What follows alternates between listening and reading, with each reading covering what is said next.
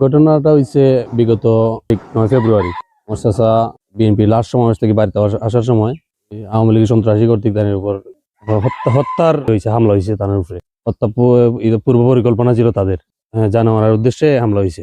9 তারিখে হামলার পরে উনি সিলেটে উসমানী মেডিকেলে অনেকদিন চিকিৎসাধীন আছিল। এখন পর্যন্ত উনি সিলেট আছেন। এখন পর্যন্ত তারা মানে পুরোপুরি সুস্থ হইতে পারছেন না। তাইনের উপরে আমাদের গ্রামের যে 3 নং ওয়ার্ডের, আমাদের কলকলি ইউনিয়নের 3 নং ওয়ার্ডের সভাপতি সুহেল তালুকদার, পিতা নাম হচ্ছে গিয়া আব্দুল গফুর, তাইন হামলা করাইছেন। তো তাইনের উপরে মামলা এখনো চলে, প্রশাসনিক মামলা দেওয়া হয়েছে, কিন্তু এখন পর্যন্ত কোনো আসামি ধরা হয় নাই।